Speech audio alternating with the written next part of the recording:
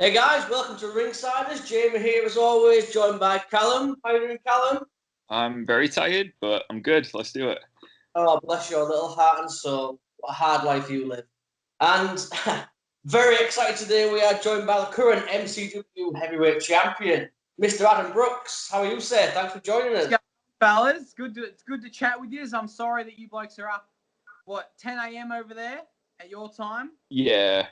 It's a nice chilly 7 p.m. here in Melbourne, Australia. So I was saying to Shazza McKenzie, it always blows my mind when talking about time zones every time, especially with Australians, because it's like, there's people ahead of us, because I'm so used to dealing with Americans for interviews, and they're usually far behind, but you're like well in the future. You know, it's a weird thing, man. Like, I remember when I was living over there and like having to talk to my family, around this time. And then my friends in America, obviously, like speaking to them when they're a little bit behind you guys. Yeah. Like crazy, right? It's weird, man. To me, it's time travel. It's as close as we'll get to time travel. Absolutely, but like, thank God for like technology these days with Skype and all this shit. Imagine if we didn't have that, right? Like how different the world would be. Like if you came over here to do a tour and not having that technology to like get in touch with your family and your friends and stuff, you'd have to use a payphone or something. Yeah. That's just expensive. It's just a pain in the ass, man. It's a pain in the ass. And speaking of pain in the ass, this pandemic has been a pain in the ass. What have you been doing to like keep yourself busy? Dude, this pandemic is like it's just the worst timing. Like, I understand that it sucks for everyone, but for myself, it was just really bad timing. I just won the MCW belt after, chasing that for 10 years. I get signed to ROH. We're getting ready to go over there and start killing it there.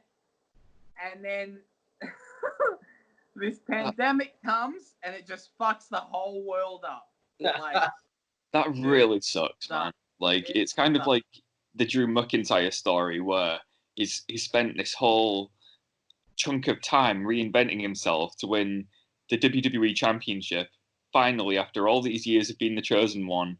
Yeah. Kind of like yourself, and then finally wins it in front of nobody, and now the pandemic means he can't defend it in front of any fans. Yourself, you've spent all this time trying to win the MCW Championship, you've finally done it, and thank goodness the days of the pandemic will still count towards your title reign, because you might end up being one of the longest reigning champions. Well, who knows? I think I have the longest tag team reign there, so maybe I'll get the longest heavyweight reign there as well. And you won't ever have defended it. No, so I got 2 defenses in, but that's it. And then the world work smart, not hard. Yeah, that's what the old timers say, isn't it? So, what else have you been doing then to like keep yourself occupied? Because I imagine you've got quite a busy schedule anyway. You said you've got Ring of Honor, you've got MCW, you've done tours in the UK, you've done tours in America. Without being able to do any of that, what does Adam Brooks do on a day-to-day basis? So I've just been doing like casual work to keep myself busy. I don't want to sit around at home because I just get so bored. So, yeah, I'm just casually working. I try to keep active working out as best as I can with what I have. Like, I spent like $2,000 on equipment just to chuck on the decking. Just keeping the muscles active so that when the gyms reopen, they're supposed to reopen in about a month's time here. Right. I think training schools for wrestling are opening the same day as well. So that's good. Just trying to just keep as busy as possible so that I'm not just sitting around and thinking. But I'm trying to be as positive as I can, like, yes, I want to be busy and I want to be wrestling. But it's like, okay, this time's letting my body heal. My elbows feel a lot better because they've been pretty banged up for a while. You know, I'm just trying to save money. I had a goal money-wise for when I got over to the States.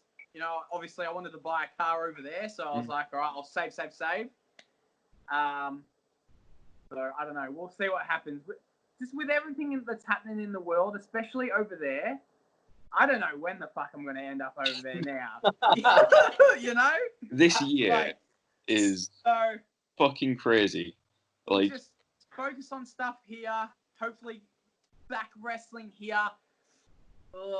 Maybe October. Some people think we might be doing it earlier, but like I've seen some shows advertising that they're running in July, but they're the companies that aren't paying the dudes and stuff. So yeah, I ain't wrestling there, obviously. So were you mentioned about like wrestling academies that are going to be opening up again in a month's time. Is that something? Are you going to be looking at going to the wrestling academies? Because you hear about ring rust. Is that something you're gonna go and do? You're gonna get back in there, fill the ring, and yeah, no, I'll definitely be getting back in the ring just to, you know, get rid of that ring rust. I want to work on that ring cardio again. I'm a bit scared, you know. That first bump is gonna suck. Oh, dude. I just want my body to be ready for when that first show's back, and I can be like, right, boom, because obviously being the MCW champ, the first match back, I doubt they're going to be like, yep, you know, 8 minutes, go out there. You know, it's probably going to be like, yep, all right, 20, 25 minutes, go out there, Brooksy, do your thing. And that's like, so. 1 hour Iron Man match for your first title defense.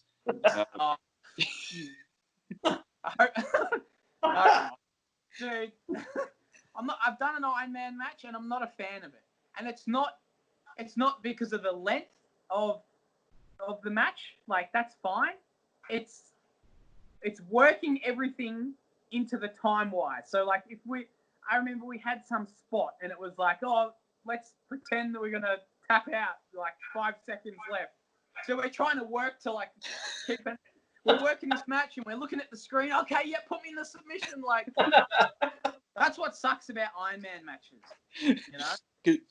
If you're a wrestler, you've got to do that spot in the Iron Man match, haven't you? It's tradition. You've got to do the spot where somebody gets put in a submission or does a pinfall when there's like 2 seconds left. Yeah. And you just have to do it. And I know I'd fuck it up personally because I don't have any kind of sense of time and I'm clumsy as shit. But for wrestlers, I mean, but they're so. I don't like Iron Man matches because people only get invested in the last 5 minutes. They don't care about the start, really. Yeah, you know? That's true. Yeah. So, what's the best kind of like gimmick match you've been in then? If you don't like Iron Man matches, what kind of match do you prefer other than your straight up singles match? What do you prefer? Tables match. Tables matches. Yeah. Why tables matches? Dude, they're so easy. I did a tables match about maybe 8 months ago. Just I was in there with a guy called Richie Taylor. He's a really, really talented dude from here. So easy. Just a bit of tease. Oh, maybe miss a spot, go through the table. Bit more teasing.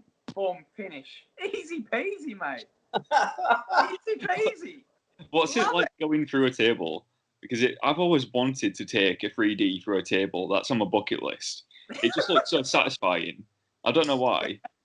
I'm going to arrange that. Not from you, from the actual Dudley boys. Oh no, I'm going to put it through a table. Cool. That'd be cool. Yeah, it just looks so satisfying the way like they go up so clean and just come down, and the table just breaks really nicely in the middle. Yeah, it just looks. I just want to take a 3D for a table. That's on my bucket list.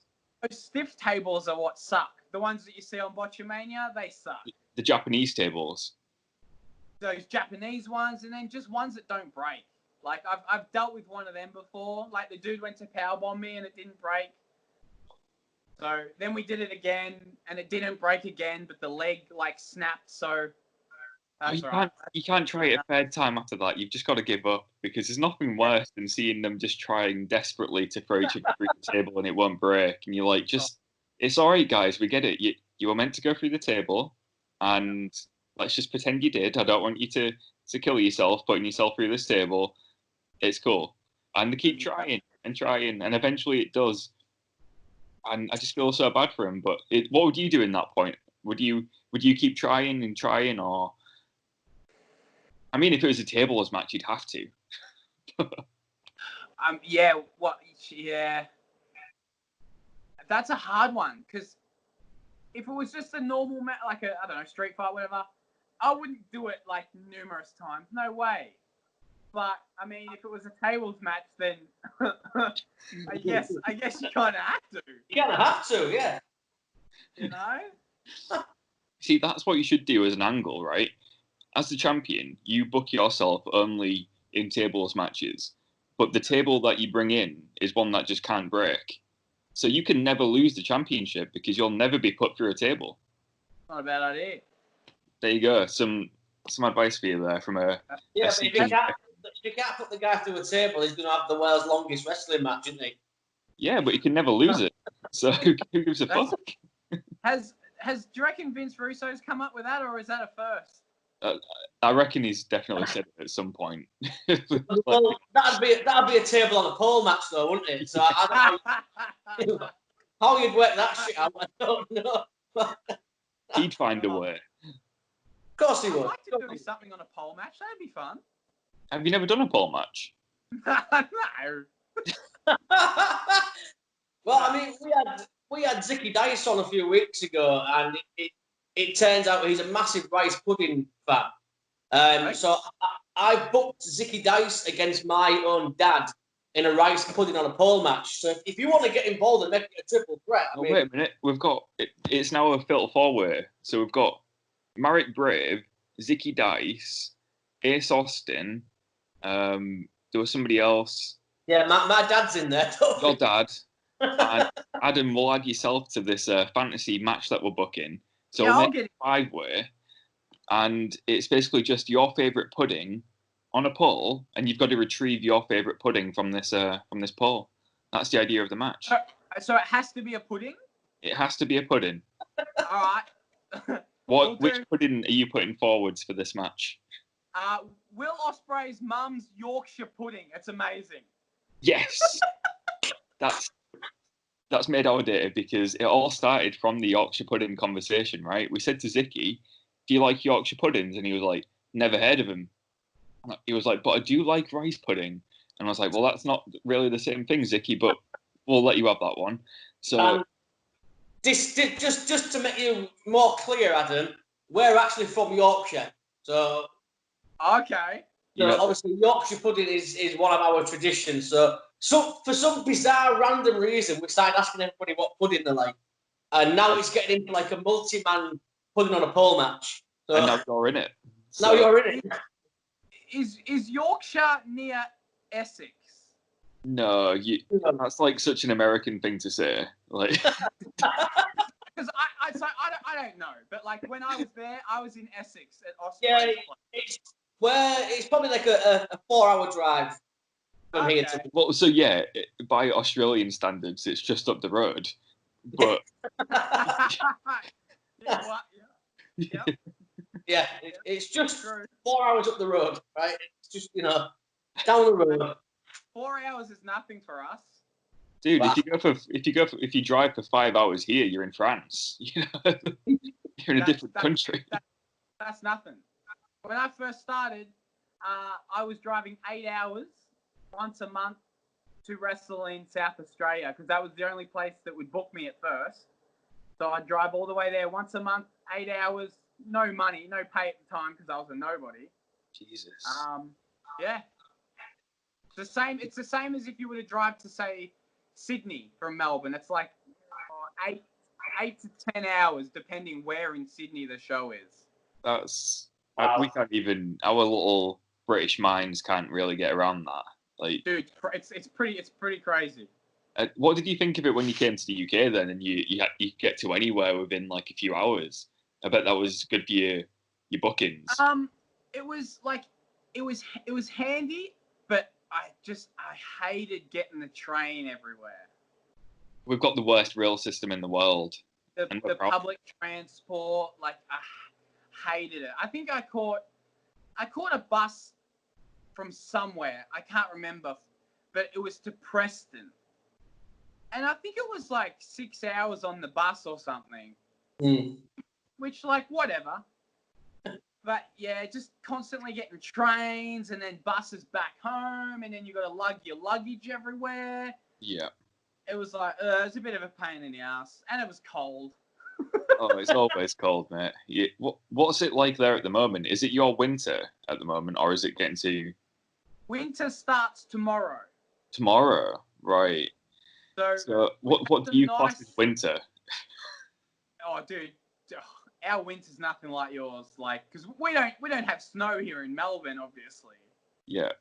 But yeah, we've had a few nice sunny days, but tomorrow is supposed to go to shit because winter starts. So what do you mean go to shit though? Because I feel like we're going to sense to this, because today it's a nice sunny 22 degrees Celsius.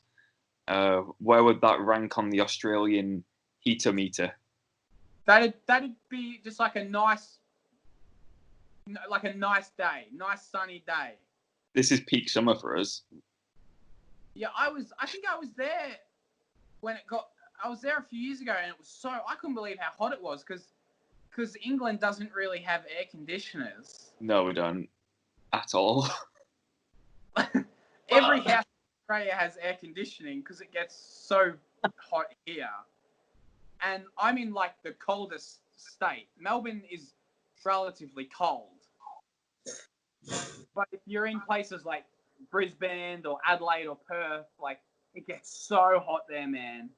So hot. I would love to come to Australia just to see how hot it really is, because I've heard it's literally the hottest place on earth. And also to see It gets bad, man. how big the spiders really are. Oh man, yeah, those spiders, man. I've seen spiders like the size of my hand. Like, it's yeah. There's some gnarly shit. And what do you do when you see a spider that big in your house? Do you have to call somebody? I call my because I'd probably just sell my house at that point if there's a spider that big. On fire, man. Yeah, spiders. I can't do spiders. Me too. Yeah, like snakes and stuff. Like that would be fine. We don't really have snakes in like the suburbs. They're more out in the like country areas. Mm-hmm. So you're not going to see bloody snakes around here.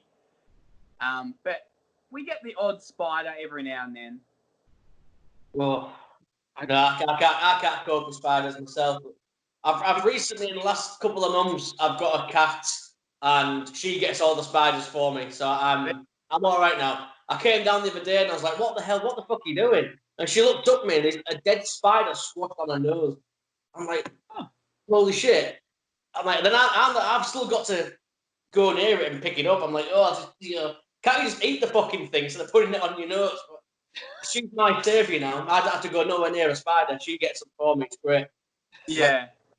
Yeah. At least the spiders in England aren't like gnarly, venomous bloody things. No, they're not. That is true. Yeah, that is true. I mean, the ones here, we get like big ugly ones, but then out in the country and all that, like you get the big venomous fuckers and ugh.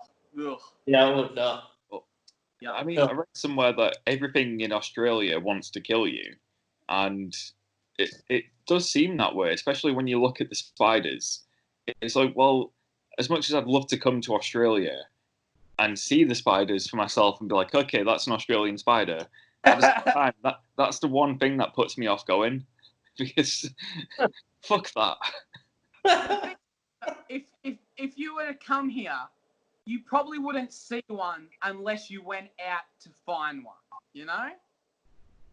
I feel like they'd find me. They know he was there. Yeah. Right, lads, that fucking Callum from England's here. Round him up. They'd know. They'd round him up. But moving away from spiders, I've got to ask you, obviously, because we're, you know, I love to know how people got into wrestling. So I want to know, like, how did you, you know, have you always been a fan? What was your first, you know, the first time you saw it and you was like, yeah, that's what I want to do? Who, you know, did you have any heroes growing up or? So I was about 9 years old, and I was just hanging out in the street with my neighbors, and we went down a few houses, and one of the guys was like, "Oh, I've got this video. It's wrestling. It's really cool. Come watch it." And I'd never heard of it. I was, what is this? So he puts this tape in, and it was WrestleMania 16, and he was halfway through watching it, and he was up to the three-way ladder match with the Hardys, Edge and Christian, and the Dudleys. And I watched that match, and then I saw this guy with this multicolored rainbow hair, and he was wearing these cool baggy pants and these things on his arm, and he was doing all this cool stuff, and I was like, who in the hell is this dude? And like, what is this? Like, they're throwing ladders at each other, this guy's jumping off shit. So obviously I learned that was a guy called Jeff Hardy. And then I went to my local video shop, and I saw that they had the VHS tapes, like the old In Your Houses. They hold the WWF Attitude stuff. There was a few WCW ones as well. So I'd always rent them, and then that's when I just started learning. So I'd be like, okay, WCW, okay, that Jeff Hardy guy, he's not on these ones, but he's on these WWF ones. Okay. And then I just kind of learnt from there. And then I learnt that WCW, they used to show it on TV here, on Channel 10. So that's normal TV, not cable, nothing. And my mum stayed up it was on at like 12 a.m. So my mum stayed up till 12 a.m. to tape this wrestling for me. And it sucked. I didn't like it compared to WWF, you know? Yeah. So that's when I was just like, okay, that place, that doesn't have Jeff Hardy on it. That place must suck. So fickle. And then everything just grew from there, man. So you're a Jeff Hardy guy then? Absolutely. Yeah. If I hadn't seen him jumping off stuff, I may not have been, you know, it may not have drawn me in like it did, you know? Yeah. Well, you do use quite a few Jeff Hardy inspired moves in your arsenal, don't you? I've always done. I've always used the swanton. Like when I first started training, I was like, you know, I'm gonna do a swanton just like Jeff, you know. And that's just sort of stuck. Yeah, I think every wrestler does that though. Like when you first start training, you have an idea in mind of who you want to be like. For yourself, Jeff Hardy, Shawn Michaels was Chris Jericho was Shawn Michaels. Yeah. You can see the similarities between them when they wrestle. And I think it's cool that even though you've become your own person as a wrestler, you've kept that little bit of inspiration of who got you into wrestling. Yeah, absolutely. And like, even when I met him, I was very fortunate enough to meet him in 2016. I was actually wrestling over there, and I was staying with a former referee for WWE. His name's Kevin Keenan. He was actually the referee for the very first those deletion things that they did. What was the first one? Ultimate or Final or something? Ultimate Deletion, wasn't it? Yeah. The very first one. He was the referee because he's actually really good friends with both of those dudes. And we're at, I think we were in New Jersey somewhere, and we had a show to get to, but there was a big convention on in town. So he was just helping out, and he goes, oh, you know, Matt and Jeff are going to swing by because they had a signing.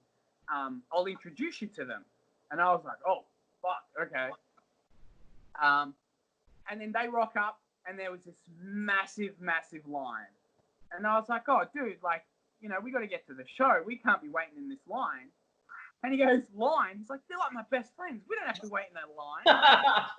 So we just walk past all these people. We go into the room that they were hanging out in, just getting ready. And got to hang out and have a chat for about 20 minutes. And like Jeff was the coolest person, that I've ever met. And he was asking me about wrestling.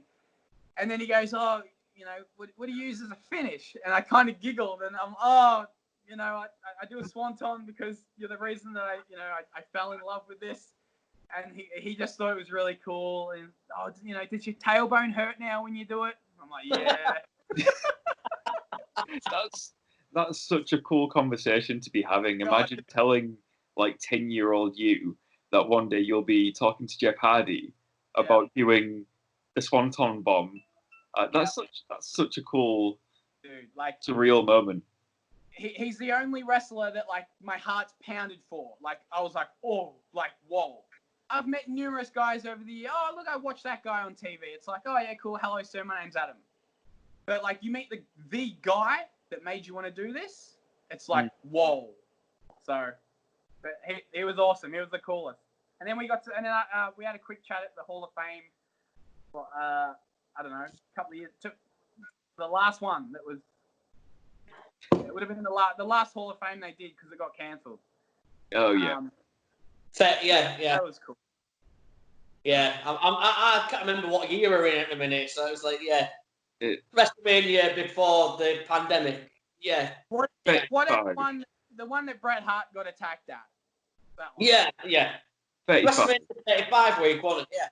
Yeah. The one in New York. Was it New York?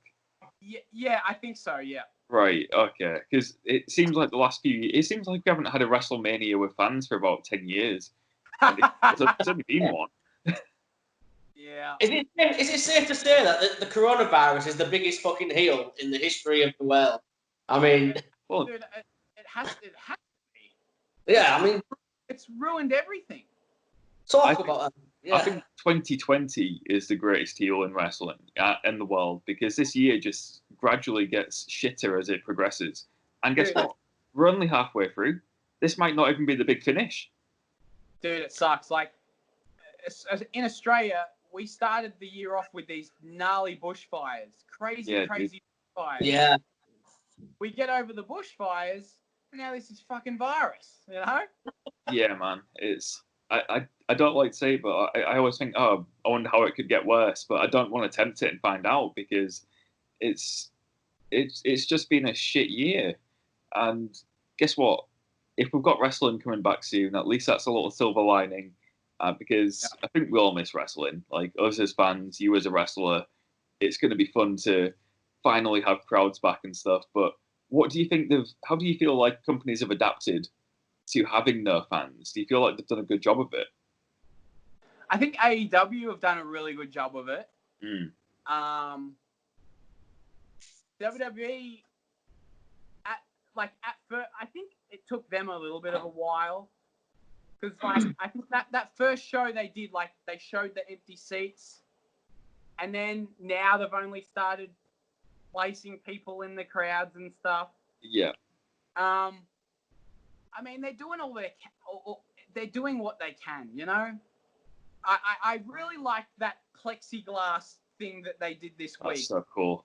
I thought that was really cool. It was it reminded me of ice hockey. Yeah. And I can see them doing that moving forward. But yeah, I mean, people are doing what they can, but it's hard. It's just so hard. Yeah. I wish we could do something like that here, but we don't have big budgets and all of that coming in. So it was a bit awkward to watch. To do that.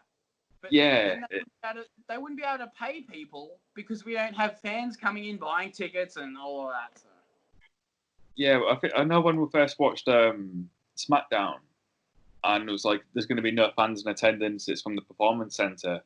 I was like, this is going to be so weird. And then when you watched it, they said there was empty seats. They didn't need to show the empty seats.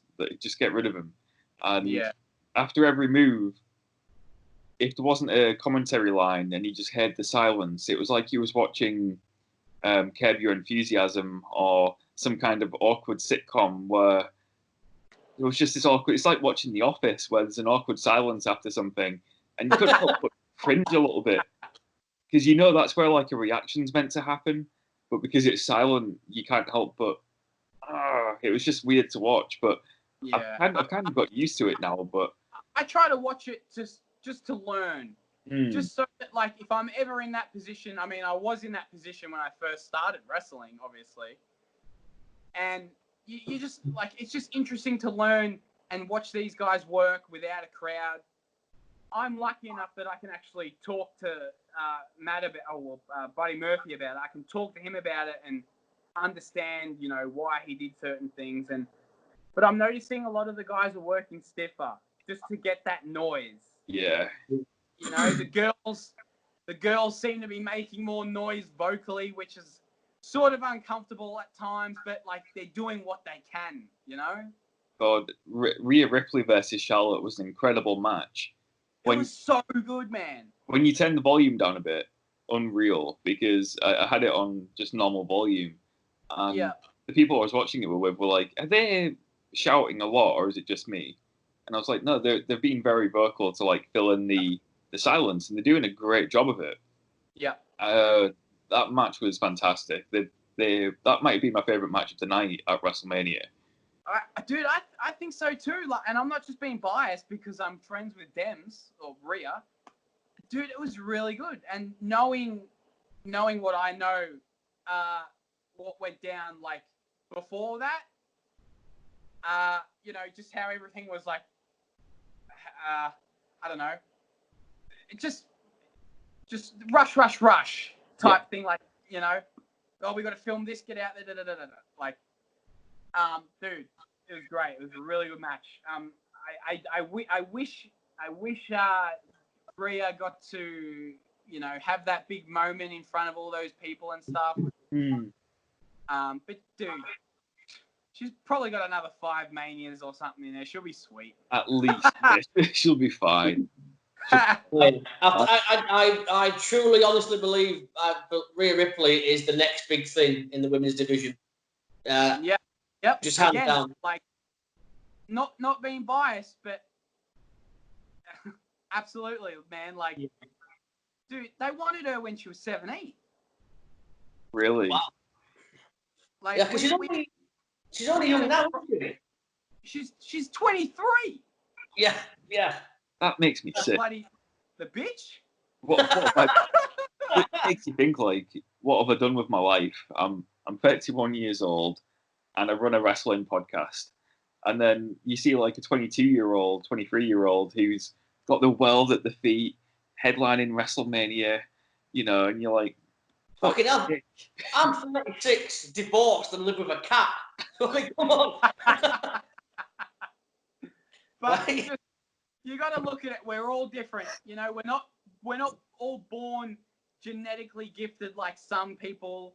Exactly. You know, like, if I was bloody 8 foot, 9 foot, like bloody Braun Strowman, whatever, I'd probably be there by now too. You know. Oh. Yeah. You know, private jet coming in to pick you up. Have you thought about getting in touch with your good friend Buddy and seeing if you can become a disciple of Seth Rollins? Well, I mean, you know, at this stage, I have no interest because I'm happy, you know, with ROH. With your current deal, yes. With my current deal, but he's tried in the past. He's tried, and that's all he can do, you know. Are you concerned about him? Because obviously you're good friends with him, and it seems like he's joined a cult.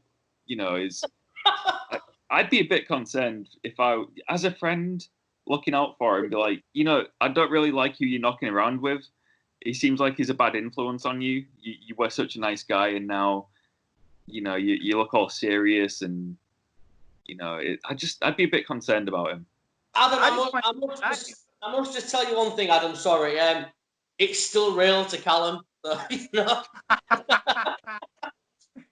I'm happy seeing him hanging out with these sorts of people because he's on television and he's doing something. Yeah. And in all fairness, he's another guy who is so good. He's a future world champion, in my opinion. I think he's going to go all the way. He really is. I've again, like, not being biased, and I've said that. Like, he's so talented in the ring. And once he gets more comfortable with promos and stuff, and he can do all of this character stuff, if they give him the ball, man, like, I think he'll knock it out of the park. Every time that they've given him the ball and they've given him the slightest opportunity, he's killed it. Yeah. You know, like, I was at his house for 3 months last year. Watched him at Mania, all that. He gets drafted to SmackDown every Tuesday night at that time. I'm waiting up. All right, what's Matt going to do? He comes home. What happened? Oh, yeah, nothing for me. Oh, okay. I sat there for 3 months every Tuesday night. They did nothing with it. I leave.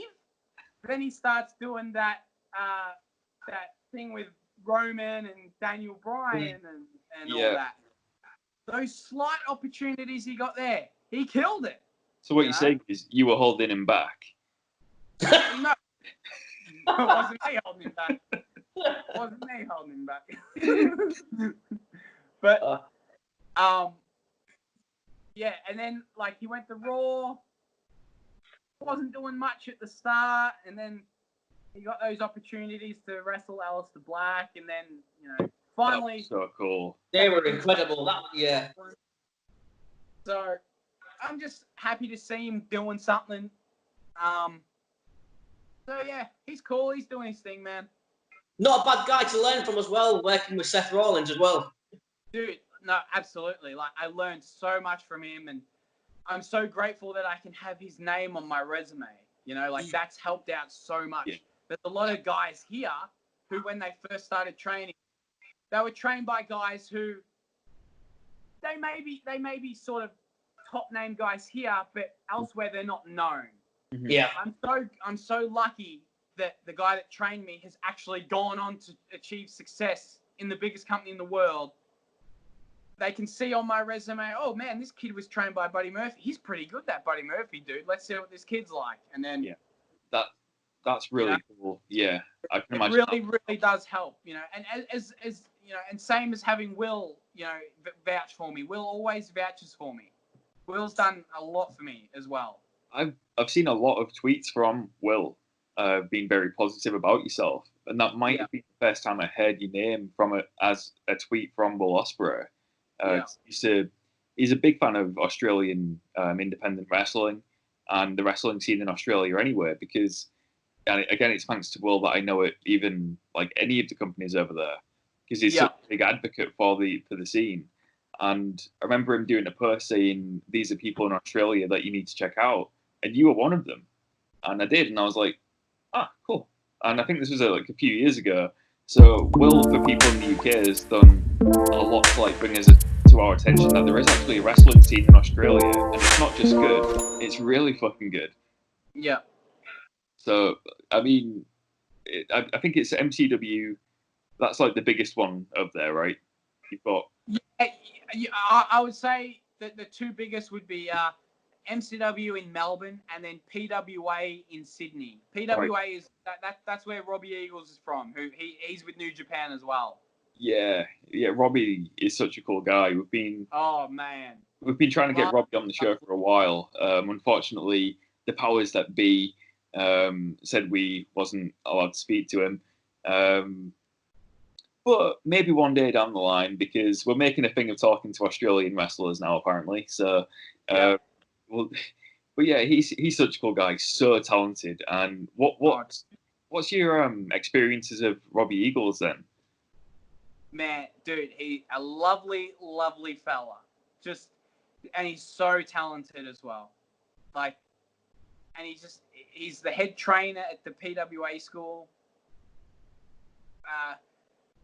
that I think the little movement of when eyes kind of started to come more on Australia is when Will came, and then me and Robbie were able to wrestle him.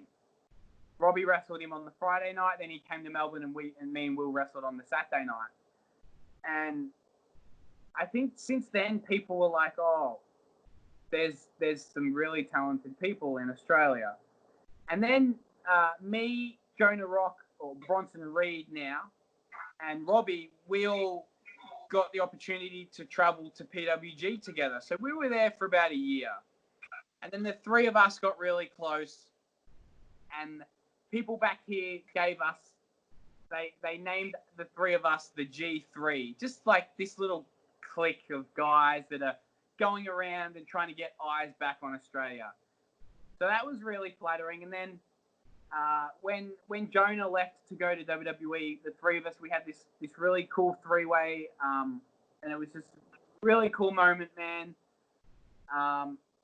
So the fact that the three of us are now, signed to places, it's really cool. I saw a really awesome post from someone, saying these three guys a couple of years ago, they were helping get more eyes on Australia. And now the three of them are, signed to major companies. It's just really cool, man. But just Robbie is a lovely, lovely fella. I can't say anything else about him. He's just a real cool dude.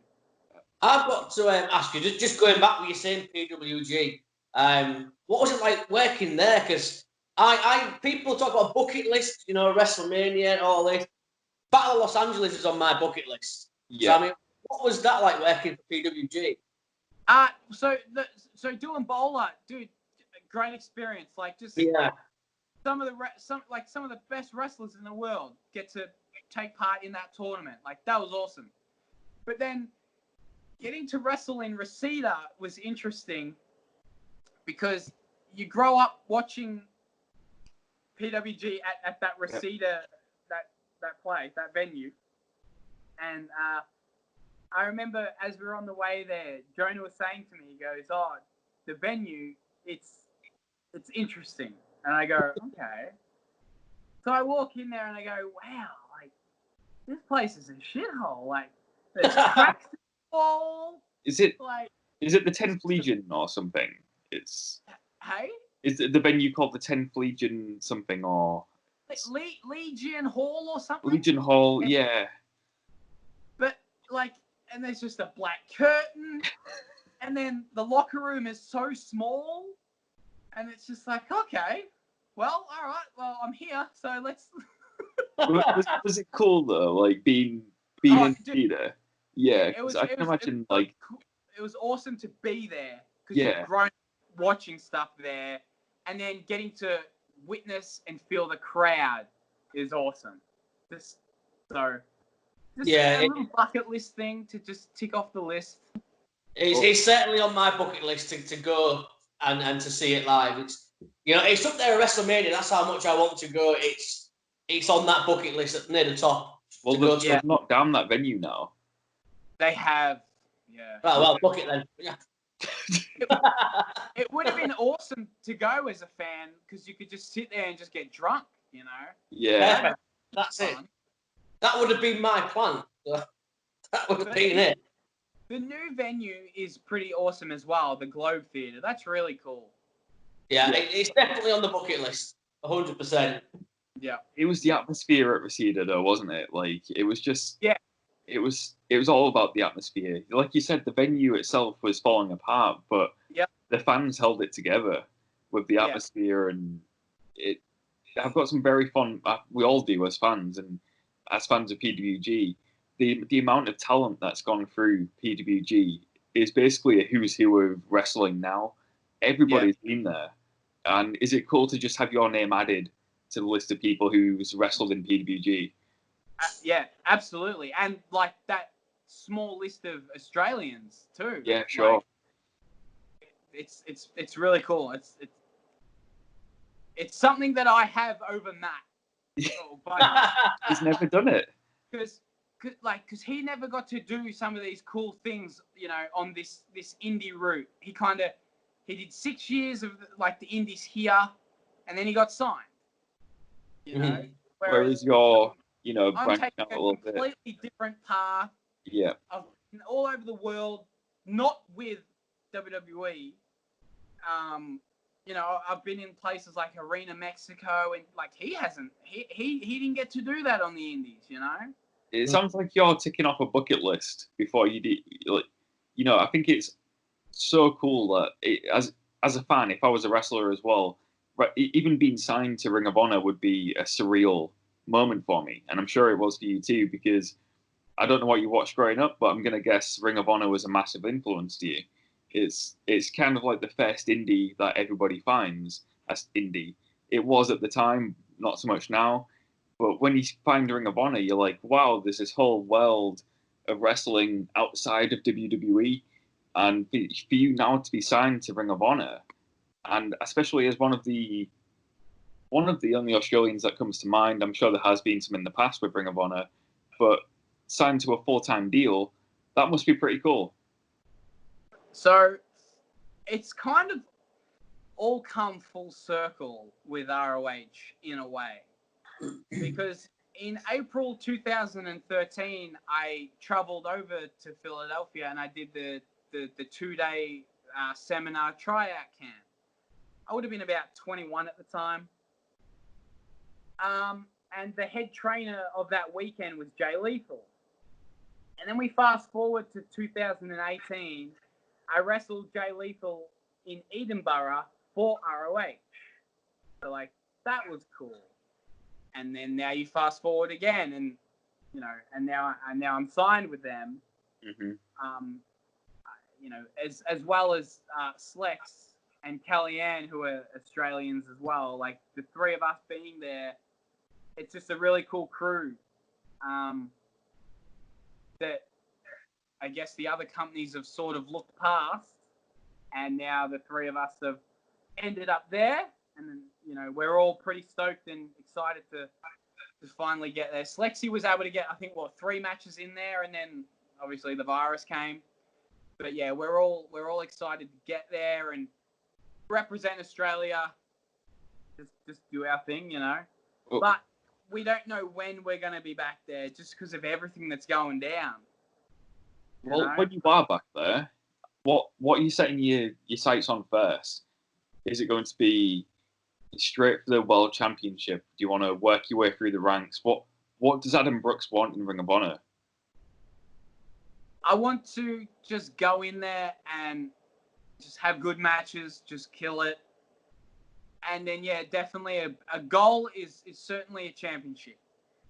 I don't care which one, just a championship there. But then, I don't know, long term, like, it'd be so sick to be like the ROH World Champ. Like, The first Australian, right? The first Australian Ring of Honor World Champion. Yeah. Yeah. Just because, like, the very first guy the person that made me find Ring of Honor was Sam Punk. So, to have my name on that list with him, like, it'd just be really cool. Yeah, man, that would be sick. Like, if you work your way through the Ring of Honor World Title history, you'll get CM Punk. You keep going, you get Adam Brooks. That would be sick. So really cool guys that I grew up like really loving their work. You know, Punk, Austin Aries, Adam Cole. Like, just to add my name on that list would be so sick. So, man, we'll see what happens. I just got to get there first. Yeah. This virus has to go away. And then... Well, I'm going to fantasy book now because a few days ago, me and Callum spoke to PCO, and he. Oh yeah, I've wrestled him. Yeah, well, he also wants to regain that world championship. So I'm thinking Adam Brooks versus PCO. I want to see that. You know. Yeah, you're going to have to go through one another to get to that title. So I want to see that, Max. That'll be insane. That'd be cool. He can crush my nuts again. I'm sorry, he crushed your nuts? Yeah, he can. Yeah, dude, at Bowler, I gave him a destroyer off the top rope. and his big head just crushed my nuts. Oh, And then I man. legit, I rolled out of the ring and I pulled my pants and like looked down there and I touched them and like, oh, thank God. I thought something real bad had gone down. Was it one of those pains where it feels like it's just on fire, bleeding? Like you've got to check. Yeah, I'm with you. It's Dude, Wow. that big head just crushed them. But thankfully, they were all good. Wow. I wish Well, we'd done this interview before the PCO interview, because then we could have brought that up with PCO and said, "Do you remember the time that your big head crushed Adam Brooks's nuts?" Whatever. It'd be interesting if he actually remembered, because I'm pretty sure as soon as we got backstage, I was like, dude, like, oh, your head crushed my balls. And, oh, sorry, bro, sorry. Like, whatever. He's such a nice guy. He's lovely. He's so lovely. Like, he's got that, you look at him and you're kind of intimidated by him at first, but then you get talking to him and he's so lovely. And then I'm there and I'm calling all these spots. Oh, we'll do this. Why don't we do this? Let's try this. And he's just standing there giggling like, oh, this kid's eager. Yeah, we'll do this. We'll do that. oh, yeah, bless him. And we spoke to him. We actually stayed up. It was about 2 o'clock in the morning, our time. And the poor guy was in the middle of a heat wave in Quebec, and he was dripping with sweat. It was, Oh, wow. oh my man. And he, bless him, he spoke to us for about an hour or whatever it was, 40 minutes. Yeah. He was just an absolute sweetheart. He really was a sweet guy. He was just sat there, absolutely melting, and bless him, he had to talk to 2 geeks from Hull just for an hour while sweating his balls off. And I was like, really appreciate you taking the time. And he was like, no worries. And I said, what are you doing now for the rest of your day? And he was like, well, I've got 2 more interviews after this. And I was like, oh my God, the work ethic on that man. So yeah, respect that, definitely. He seems like a really cool dude. And I'm sure at some point your paths will cross, because if you do want the Ring of Honor World Championship, you're going to have to go through him. And especially, it would be cool to see you and the other Australian wrestlers mix it up with the Villain Enterprises. Yeah, that'd be fun. And I've heard Marty talk on interviews how he wants to he wants to do some of that intergender stuff. So, hey, if the 3 of us, me, Slex, and Cal, got in there with Villain Enterprises, that'd be lots of fun, because me and Slex, we've wrestled Marty before. Yeah. I've wrestled Brody King. Slexy's wrestled Flip. That'd be fun. Did you wrestle, was it Marty in MCW or was it PWG that you wrestled Marty? The first time I wrestled Marty was in MCW. Yeah. Second time we wrestled was at World Series Wrestling. Right, yeah. So you have mixed it up with him before. And did you manage to find a counter to the chicken wing? Did you pick up a win? Nah, I lost both times. Right, so that just means you've got something to prove against him next time. I've got every faith in you. I don't care if he's from England. You're our boy now. You've been on our podcast. We've got you all the way. Ospreay's beaten, hasn't he? Ospreay? Yeah, I think. Yeah. I'll ask Will how to beat him. There you go. Yeah. Like Callum said, you're our boy now. I think we should change the name of the show. Well, we would do, Jamie, if you didn't freeze. Very rude of you, Jamie, because it's just frozen on your face. Oh, there we go. We're back. I froze. Just as I was saying, let's change the name to the Adam Brooks Show, and it froze. I'd love to have a podcast. I'd really, really like to do one. But are you a wrestler if you don't have a podcast?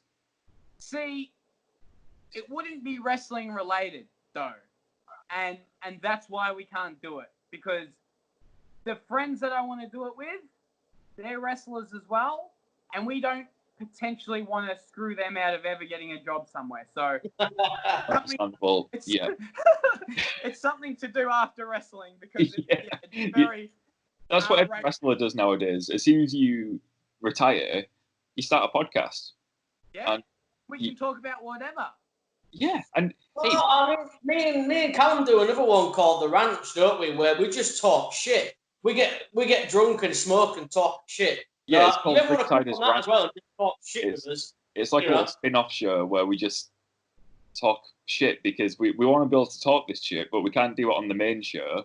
So we've made a little separate show where we can. Nobody listens to it, but it's just a way for us to get it out there and talk some shite. But it's what you need. We can't do that yet. No way. But it's before we start wrapping up, Adam, I always ask, where can we find your merchandise? Because I know you've got a pro wrestling tee store. Is there anywhere else we can buy your merchandise? And can you give us all of your social medias, top to bottom? I want your MySpace, your Friendster. I want all of it. Well, yeah. So obviously, I have a pro wrestling tee store. Just search Adam Brooks.